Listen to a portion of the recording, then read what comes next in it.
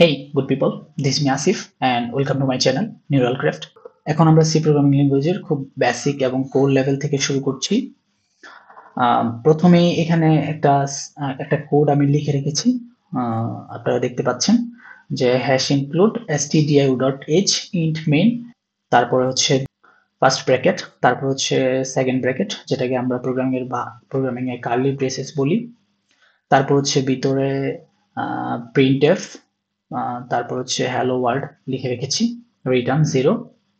তো সাইডে আমি কিছু ডেসক্রিপশন টাইপ কোনো কিছু দিয়ে রাখছি প্রত্যেকটা লাইনের সাথেই, যে ফার্স্ট লাইনে দিয়ে রাখছি যে এরকম preprocessor directives, int main, main function, তারপর হচ্ছে printf হচ্ছে প্রিন্ট স্টেটমেন্ট, তারপর রিটার্ন হচ্ছে রিটার্ন স্টেটমেন্ট।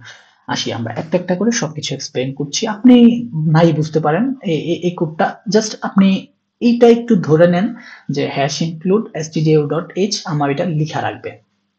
তারপরে ইন্ট মেইন, এই জিনিসগুলা আমার হচ্ছে ইন্ট মেইন হ্যাশ ইনক্লুড, তারপরে যে দুইটা ব্র্যাকেট আছে ওইগুলো আমার জন্য মানে সবসময় সব কোডে লিখতে হবে। মাঝখানের এই প্রিন্ট এফ হ্যালো ওয়ার্ল্ড এই জিনিসটা হচ্ছে আমরা চেঞ্জ করতে পারি।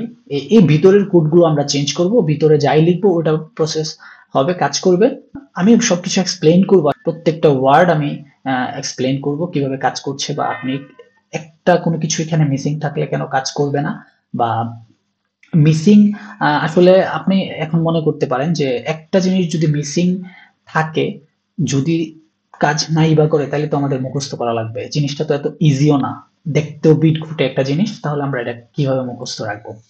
এখন ব্যাপারটা হচ্ছে আপনাকে যখন 1 2 3 4 থেকে 100 পর্যন্ত লিখতে দেওয়া হয়, আপনি দেখবেন একটার সাথে আরেকটার চেহারার খুব বেশি একটা মিল নাই। হ্যাঁ, তাহলে আপনি সবকিছু লিখতে পারেন কিভাবে? 100টা জিনিস, 1 থেকে 100 পর্যন্ত সংখ্যা বা 1000 পর্যন্ত সংখ্যা, এই সংখ্যাগুলো আপনাকে লিখতে বললে আপনি কিভাবে লিখেন? আপনার কি মনে হয় যে এটা খুব কঠিন?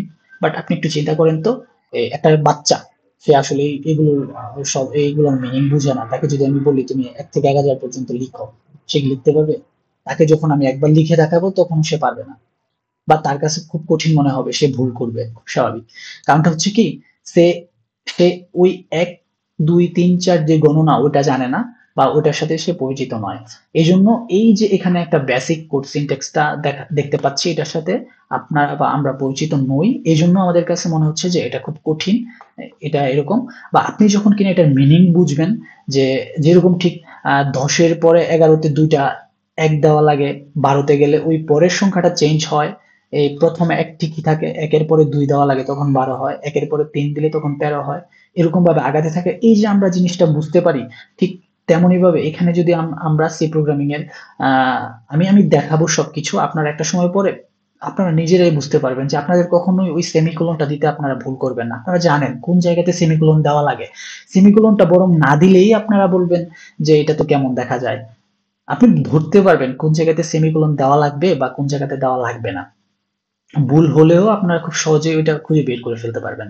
সো এটা নিয়ে খুব বেশি ভয় পাওয়ার কোনো কিছু নাই, যে সি প্রোগ্রামিং এ কোনো কিছু ভুল হলেই বা কোনো একটা সেমিকোলন বা একটা কমার জন্য কোড রান হয় না। হ্যাঁ, কোড কমার জন্য কোড রান না হতে পারে, বাট সেটা খুঁজে বের করা খুবই সহজ, এবং ভুলটাও খুব কমই হয় যখন কিনা আপনি সি এর বেসিকটা শিখে ফেলবেন। ওকে, এখন আমরা একটু ট্রাই করি যে এখান থেকে এক্সপ্লেন, এই কোডটা আমি আরো কয়েকবার এক্সপ্লেন করব। আমি যখন কিনা আপনাদের ফাংশন পড়াবো, তখন ফাংশন পড়ানোর পরে ঠিক আমি এই কোডটা আবার এক্সপ্লেন করব। এখন আমি জাস্ট একটু বলে নিচ্ছি যে আপনি ধরেন আপনার মেশিনকে আপনি বলছেন যে আমার জন্য হ্যালো ওয়ার্ল্ড এই লেখাটা প্রিন্ট করে দাও, আমাকে দেখাও এটা প্রিন্ট করে। তখন আপনি তো বলতে পারেন যে তাইলে ভাইয়া আমি একটা কাজ করি, যে প্রিন্ট এফ এই এই জিনিসটা লিখে দেই, ও প্রিন্ট করে আমাকে এটা দেখাবে। ওকে ফাইন, এখনই আমরা একটু আগে যেটা আলোচনা করলাম সেই জায়গাটাতে ফেরত যাই। সেটা হচ্ছে এই প্রিন্ট এফ মানে কি? প্রিন্ট এফ কি আদৌ 01-এ লিখা? না। এই ব্র্যাকেটের মানে কি, বা এই ভিতরে যে ডাবল কোটেশন দিলাম, ভিতরে হ্যালো ওয়ার্ল্ড লিখছি, যা এটা ধরে নিলাম যে আমরা হ্যালো ওয়ার্ল্ড কে কোনোভাবে কনভার্ট করে ডিকোড এনকোড করে আমরা 01-এ লিখবো, ওটা ও প্রিন্ট করবে। বাট এগুলোর মিনিং কি? ও প্রিন্টই বা কেন করবে? এটা হচ্ছে কথা। মেশিন বুঝতে পারছে হয়তোবা যে আপনি যা হ্যালো ওয়ার্ল্ড লিখছেন, হ্যাঁ, কথার কথা ধরে নিলাম, বাট ওটা প্রিন্টই বা কেন করবে সে? প্রিন্ট এই জিনিসটার মিনিং কি? সে তো জানে না, সে তো ইংলিশ বুঝে না, তখন সে কি করবে? ঠিক এখনই দেখেন, যদি আমি কোনোভাবে এই মেশিনটাকে বলে দিতে পারি যে এমন একটা বই আছে যে বইটার নাম হচ্ছে stdio.h, ওই বইটার মধ্যে এই প্রিন্টএফ এর বর্ণনা দেওয়া আছে, এই প্রিন্টএফ কিভাবে কাজ করে, তখন কিন্তু কম্পিউটার কি করবে যে যা ঠিক আছে, আমি ওই stdio.h নামক বইটা ডাউনলোড করলাম, ইনস্টল করলাম, তারপরে আমি দেখলাম যে এই বইটার মধ্যে এই প্রিন্টএফ এর বর্ণনা দেওয়া আছে 01-এ। অ্যাকচুয়ালি 01-এ বর্ণনা দেওয়া থাকে না, বাট ওই জিনিসটার যে এটার যে বর্ণনাটা, ওই বর্ণনাটা আবার ট্রান্সলেটর কাজ করে, ট্রান্সলেট করে ওই 01-এ দিয়ে দেয়। stdio.h এটা একটা হচ্ছে ওই বইয়ের মতো কোনো কিছু একটা, যেটার মধ্যে এই প্রিন্টএফ এর বর্ণনাটা দেওয়া আছে। তাহলে এখানে এই হ্যাশ দিয়ে আমরা কি করলাম, এই হ্যাশ ইনক্লুড দিয়ে ধরেন যে আমি ইনক্লুড করলাম আমার কোডটার সাথে, আমি ওই বইটাকে ইনক্লুড করে দিলাম। এখন আসি যে এই হ্যাশ কি কেন লেখা লাগবে বা ইনক্লুড কেন লেখা লাগবে। এটা আমরা এখানে দিয়ে রাখছি যে প্রিপ্রসেসর ডিরেক্টিভ কি হয়, এটাও একটু পরে বুঝবো। প্রিপ্রসেসর ডিরেক্টিভ আসলে কি, এটা আমরা যখন ফাংশন পড়াবো বললাম তখন আমি বলবো, যেহেতু এখানে জিনিসটা একটু কঠিন মনে হয়ে যাচ্ছে সবার জন্য, সবার কথা চিন্তা করে আমি একটু স্কিপ করবো এই জায়গাগুলো। এখন আমরা আসি যে int main. Int main itself এক ফাংশন। আপনারা ফাংশন কিভাবে বুঝবেন যে কোনটা ফাংশন? সবসময় একটা জিনিস দেখবেন যে সি প্রোগ্রামিং এ ফাংশনের পরে দুইটা সিঙ্গেল ব্র্যাকেট দেওয়া থাকে, দুইটা ফার্স্ট ব্র্যাকেট দেওয়া থাকে। সো এখানে মেইনটা হচ্ছে একটা ফাংশন, প্রিন্টএফ হচ্ছে একটা ফাংশন। এখন কথা হচ্ছে এই মেইন ফাংশনের ভিতরে যে কোডগুলো থাকবে ওই কোডগুলোই রান হবে। এই জিনিসটার বর্ণনাও stdio.h এর মধ্যে দেওয়া আছে। তাহলে আমরা এই স্লাইড থেকে আমরা কি শিখতে পারলাম, যে আমার এখানে প্রিন্টএফ নামক একটা ফাংশন আছে। এখন ফাংশন কি বলতে পারেন যে ভাইয়া ফাংশন কি? আচ্ছা, ফাংশন বাদ দিলাম, যেটা একটা স্টেটমেন্ট, এটা একটা কথা, এটা একটা আমার আমার একটা ইনস্ট্রাকশন মনে করেন, এই টোটাল জিনিসটা একটা ইনস্ট্রাকশন যে আপনি প্রিন্ট করে দেন। আর এখানে রিটার্ন জিরো কি, এটা মনে করেন কোনো কিছুই না, এটা জাস্ট আপনি একটু স্কিপ করেন যে রিটার্ন জিরো কি মানে আমার এই কোডটা রান হওয়ার পরে একটা কোনো কিছু একটা রিটার্ন করে দিয়ে দিবে, এটা আপনি একটু স্কিপ করেন যে এটা কি, এটা জানার এখন আপাতত দরকার নাই। বা যদিও একটু বলি যে ধরেন আপনি এই মেইন ফাংশনটার আগে ইন্ট লিখে রাখছি, এই ফাংশনের আগে যে জিনিসটা লেখা হয়েছে ওটা হচ্ছে রিটার্ন টাইপ। রিটার্ন টাইপ তো ইন্ট মানে হচ্ছে ইন্টিজারের শর্ট ফর্ম ইন্ট। তো রিটার্ন কি একটা ইন্টিজার টাইপ কোনো কিছু একটা রিটার্ন করেন, তো এই জন্য জিরো একটা ইন্টিজার টাইপ, তো আমি একটা জিরো একটা রিটার্ন করে দিলাম। আপনি 1 2 3 4 5 6 লিখতে পারেন যেটা ইচ্ছা, কিন্তু জিরো হচ্ছে একটা কনভেনশন টাইপ কোনো কিছু একটা, এই জিরো রিটার্ন করলাম।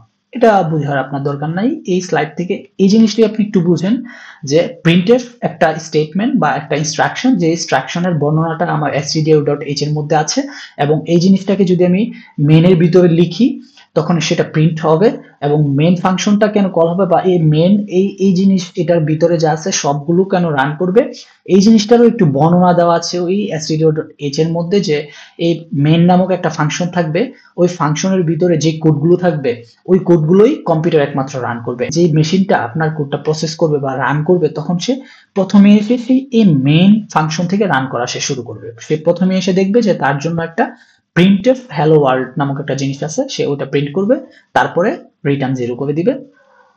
এখন কথা হচ্ছে এই প্রিন্টএফটা কেন প্রিন্ট করবে, কারণ এটার বর্ণনাটা stdio.h এর মধ্যে আছে। ওই stdio.h যে বইটা আছে ওটাও অলরেডি ইনস্টল করছে তার সিস্টেমে, ওই বইটা মেনশন করাতে ডিরেক্ট ওই বইটার মধ্যে সার্চ করে দেখছে যে প্রিন্টএফ এর বর্ণনা হচ্ছে প্রিন্টএফ এর ভিতরে ডাবল কোটেশন দিয়ে যাই লেখা থাকুক সেটাই ডিসপ্লেতে শো করা লাগবে, এটা হচ্ছে ওর কাজ। ও বুঝতে পারছে, দেন ও শো করে দিছে।